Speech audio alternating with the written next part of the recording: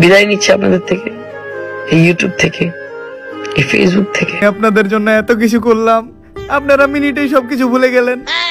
আমি বিদায় নিচ্ছি আপনাদের থেকে, এই ইউটিউব থেকে, এই ফেসবুক থেকে, এই টিকটক থেকে।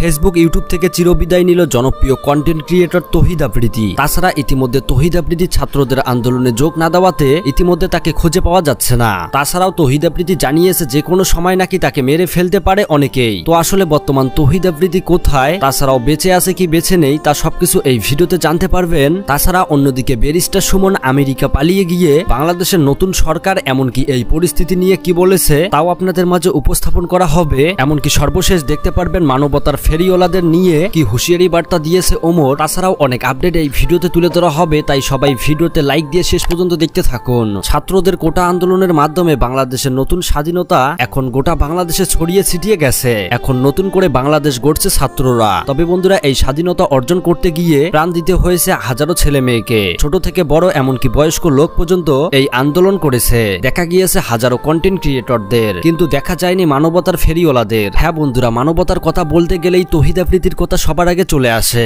বাংলাদেশের জনপ্রিয় কন্টেন্ট ক্রিয়েটর তৌহিদ আফ্রিদি। এই ছাত্রদের জীবন মরণের পাশে ছিল না এই তৌহিদ আফ্রিদি। জানা গিয়েছে পরিবারের চাপে নাকি সে ফেসবুক পোস্ট পর্যন্ত করতে পারেনি, এমনকি পোস্ট করলেই নাকি তাকে বিভিন্ন দিক থেকে অনেক হুমকি দিয়েছে। তার বাড়ি ভেঙে দিবে, এমনকি তার মাই টিভি চ্যানেল ভেঙে দেবে। এমনকি স্বাধীনতা নিয়ে তৌহিদ আফ্রিদির বেশ কয়েকটা পোস্ট দেখা গেলেও সেই পোস্টগুলো কয়েক ঘন্টার মধ্যে তাকে ডিলিটও করতে দেখা যায়। এমনকি যার ফলে তৌহিদ আফ্রিদি লাইভে এসে কেঁদে কেঁদে বলেছে তার পরিবারের চাপ এমনকি বিভিন্ন দিক থেকে চাপ আসার কারণে সে এই সমস্ত পোস্ট ডিলিট করতে বাধ্য হয়েছে। এতবার ইনডাইরেক্টলি পোস্ট করছি, ডাইরেক্ট পোস্ট করছি, আমাদের ডিলিট করাতে তাদের কতটা প্রেসার করছে আমার ক্রিয়েট করতে পারে সেটা চিন্তা করে।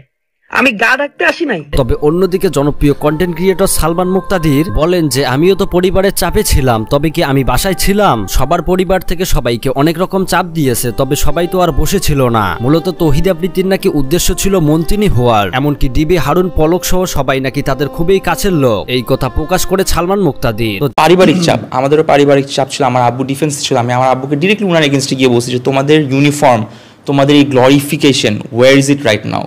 তোমরা আমাদেরকে বন্দুক দাও। আমরা তৌহিদ আফ্রিদি আন্দোলনে না নামাতে সবাই অনেক রকম কথা বলার কারণে ইতিমধ্যে তৌহিদ আফ্রিদি লাইভে কেঁদে কেঁদে বলে আমি চিরবিদায় নিলাম ফেসবুক এমনকি ইউটিউব থেকে। কখনোই আপনারা তৌহিদ আফ্রিদিকে দেখতে পাবেন না, কারণ ছাত্ররা তার মাই টিভি চ্যানেল সহ অনেক গাড়ি ভাঙচুর করে ফেলেছে, যেটাতে তিনি অনেক কষ্ট পেয়েছে। আমি আপনাদের থেকে চলে যাচ্ছি, আমি ভাবছি যে আমি বললে বুঝবেন আপনারা। আমি ইনডাইরেক্টলি অনেক হিন্ট দিছি আপনাদেরকে। সবাই ভালো থাকবেন।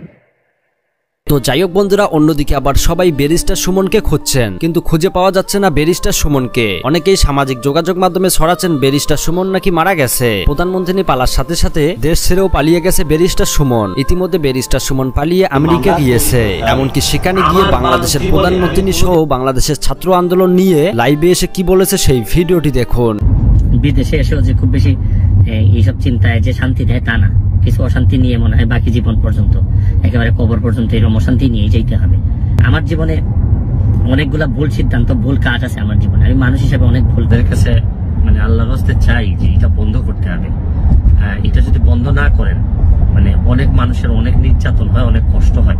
আসলে বন্ধুরা, ব্যারিস্টার সুমন যে কতটা বাটপার এখন মানুষ হাড়ে হাড়ে টের পাচ্ছে। ওটা আন্দোলন না হলে তার আসল মুখোশধারী কেউ দেখতে পারতো না। তো যাই হোক বন্ধুরা, অন্যদিকে আবার ওমর, যারা মানবতার ফেরিওয়ালা সেজে বিভিন্ন জায়গায় গিয়ে অন্যের টাকা দিয়ে বিকাশগিরি দেখায়, তাদেরকে নিয়ে কি বলেছে ওমর সেই ভিডিওটি দেখুন।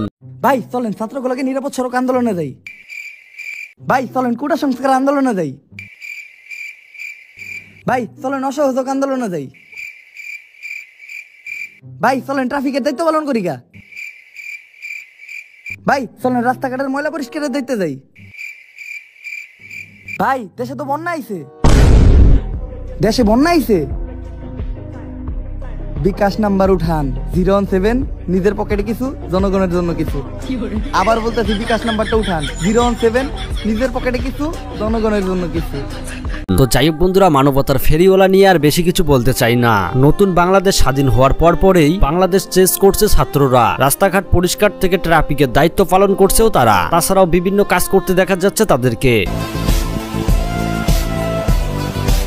তাছাড়াও স্বাধীনতা লাভ করার সাথে সাথেই অনেকেই চোর ডাকাত অনেকের বাড়ি লুটপাট করে নিয়ে গেছে। ইতিমধ্যে তাদের এক এক করে সবাইকে ধরছে পুলিশ।